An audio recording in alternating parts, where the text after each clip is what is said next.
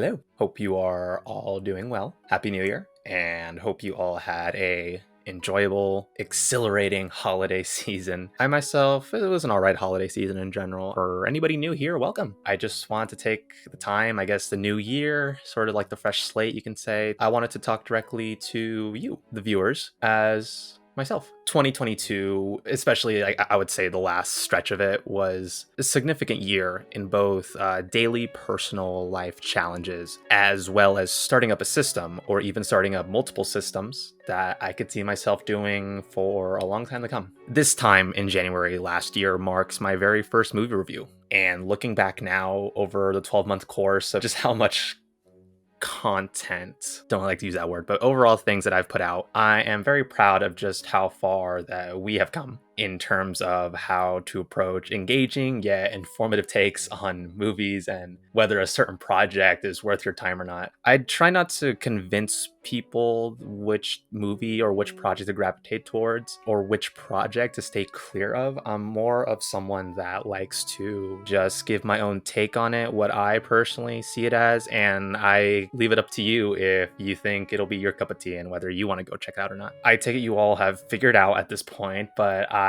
sort of like movies. I think I kind of like them a little bit. There is no greater sensation that distracts my buzzing mind than by being invested in a visual story. Since I was little, visual storytelling has always been the pinnacle of entertainment for me. And it wasn't just movies in particular that helped me forge a childhood that I'll always be grateful for, but it was also found in television and video games in particular. I've spent many countless hours just glued to a screen, certainly more than what most would consider healthy, that I consider that three trifecta, is that the right word to use, to be dear friends to me or even family members that helped raise me. Since I myself am aspiring to have a full-time career in the film industry, and as I get more and more experience in making movies, I always want to acknowledge just how much work goes into these particular projects that I put out. And no matter how much I enjoy or even despise a motion picture, I always want to commend everyone that put forth the effort, or even the opposite, the lack of effort into them, because making an engaging piece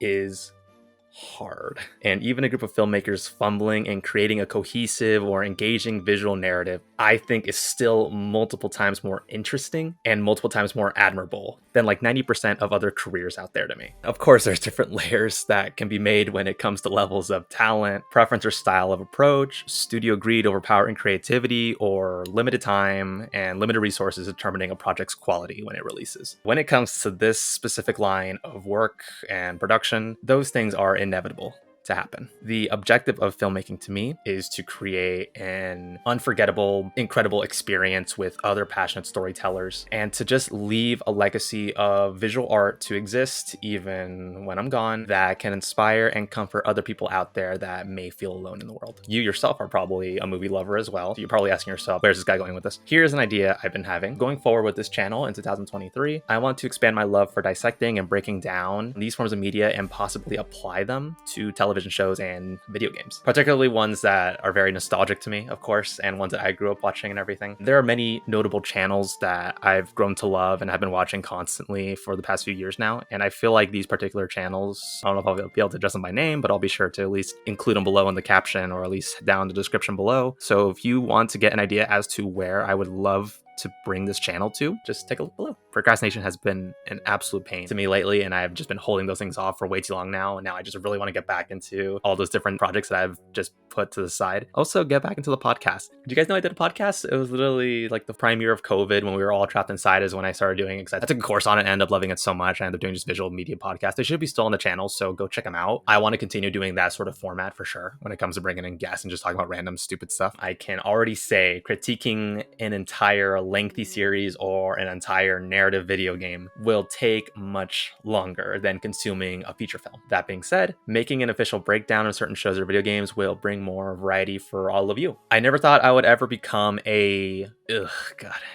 gagging myself just saying it, YouTuber or content creator. Oh God, just saying it. But this past year has really opened my eyes and changed my whole perspective on the whole thing. It's currently very fulfilling for me right now to make stuff like this. And even though I may not know when that spark that I have right now will burn out, but until then, I'm having a blast. I'm really excited to start growing a community and getting to know more of you, Another side note, I want to acknowledge the many movie titles released in 2022 that I did not get the opportunity to either watch in theaters, watch at all, due to a busy schedule or just other life stuff happening, or some released movies that came out 2022 that I actually did see, but I never made any review on them.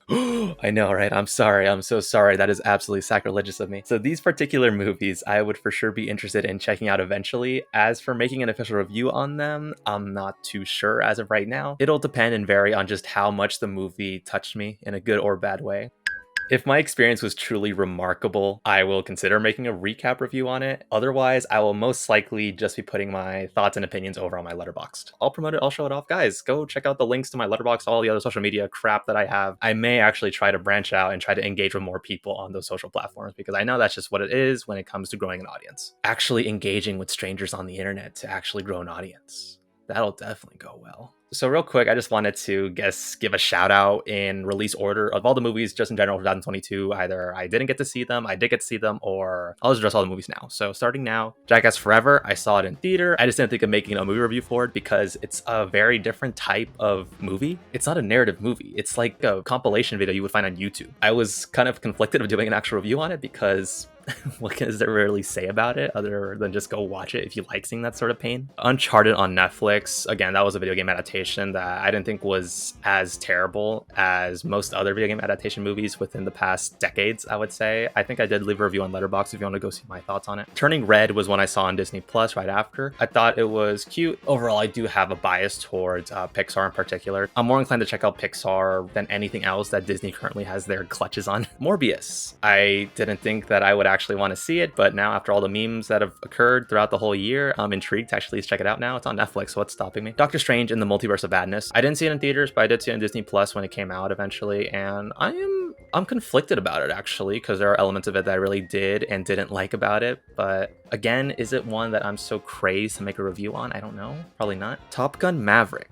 I know, crazy, right? I actually did not see Top Gun Maverick at all. And I know, right? Shame on me because I really did enjoy the first Top Gun. Of course, my dad showed it to me. I'm sure majority of you, your dad showed it to you because it's just 80s nostalgia. I definitely need to go check it out. Goodness gracious. Is it on anything right now? I need to go find it. Jurassic World Dominion. I might get disappointed by checking it out due to everything I heard about it, but I like dinosaurs. So hopefully I'll be able to check it out maybe one day. Lightyear. Of course, I'm just nostalgic for Toy Story, anything Pixar related. So that's the only reason, even though I'm not hearing great things about it, or I didn't hear any decent stuff about it really. Marcel the Shell with Shoes On. I'm a whore for A24 movies, and this looked absolutely adorable, but I couldn't find any theaters in my area that played this one when it came out, so I was really bummed about it, but I'll hopefully be able to check it out soon. Minions, The Rise of Gru. I hate the Minions, so why not find a way to crap all over the movie and maybe make a fun video out of it? I don't know, maybe one day. Thor, Love and Thunder. I did check it out on Disney Plus, again, just like with Doctor Strange 2. Again, I'm conflicted about it. There's actually elements that, I do like about it, but elements obviously that I understand people's complaints are valid about the whole structure of the movie. I probably won't make any review on it, honestly, but Bullet Train, I saw it in theater. I think I left my review over on Letterboxd if you want to see my opinions and thoughts on it. Probably the most crazy action movie that came out that whole year. At least definitely the most crazy action movie that I saw in 2022.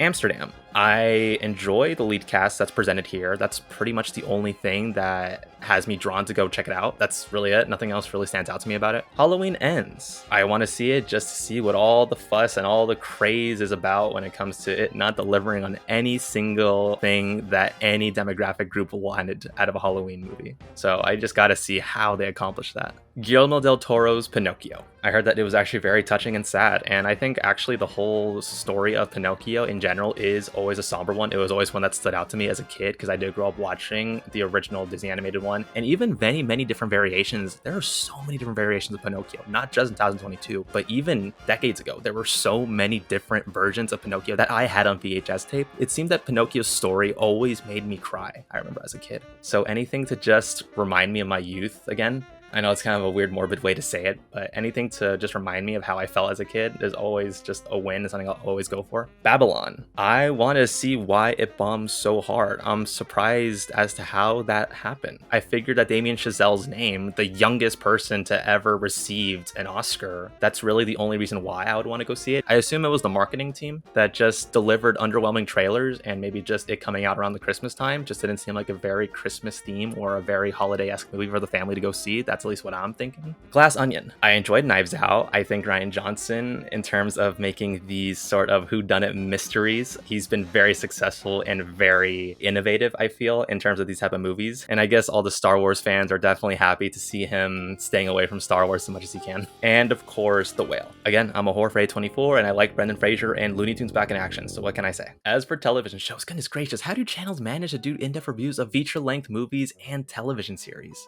How do they do this? This is insane. If not new ones, I was just most likely rewatching or just watching series that have been out for a while now, and I'm just checking them out for the first time, or I'm just rewatching them again. Here's something funny. I am still not done with my list of 2021 movies to review. So expect even more recap reviews for 2021 movies going into 2023. I don't think I'm even halfway to the list because I saw so many movies in 2021, and I do still want to get my word out for all the ones that I saw. So expect that coming up into this year. I guess one other message I wanted to say to you all is expanding the range of content will also have its cost as well. That being in a little currency called time. Time is something I currently do have plentiful amounts of, thankfully, but I do not want that to be the case for much longer. I currently do have other ambitions and priorities at the moment when it comes to just living life and enjoying as much as I can while I'm still young. With so much free time, you'd think it would encourage me to pump out more videos consistently, and you'd be right. Loathing and procrastination has just been hitting me like a truck these past few months. I feel like I'm currently in that rut where after you finish college, you just cannot find consistent work in the area you actually studied for. Story of, I'm sure, most people in their early 20s life, especially in the realm of performing arts. I'm currently still looking for more work on top of the job I already have. A prime objective for me right now for this year in particular is to start saving up funds even quicker at a more consistent pace for the next narrative project that I do plan to produce. So I just want to keep you guys updated with that. Once that time comes where I'm finding myself getting a lot more consistent work and being more busy, perhaps maybe too busy to get out more content at a consistent pace as I will be doing right now, I'll let you all know. Even though I love breaking down the elements I like or dislike about a project, I want to apply what I catch and what I learn into my own pieces for you all to check out, and more importantly, provide notes and insights to me because I want to get more and more efficient in my work. That's the gist, I would say. I don't know how long this video is going to be, but hopefully it's not too long. These are just the ideas I've been swirling in my head now for the past few weeks, so I just wanted to get it out there for you all to hear. To all the new members here on the channel, welcome. I'm glad you're here, and I hope that you stick around and tolerate all the weird stuff that I'm going to be putting out for all of you. Check out all the socials, and I try to stream consistently on Twitch now every single day. If it's not doing silly stuff on stream with friends, I am trying to just show you guys sort of the workflow that I go through when it comes to making these type of videos, because it's actually a lot of fun. It's a lot more creatively driven than even I thought I would get, so I'm very excited to see just how we'll improve on the formula we have established here. And a special thank you to the ones that have been sticking by my side this whole time. May we continue putting out weird junk that weirdos like us will enjoy and will make life ultimately sweeter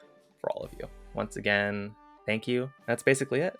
I hope you are all well, and I will catch you all on the next one. See ya.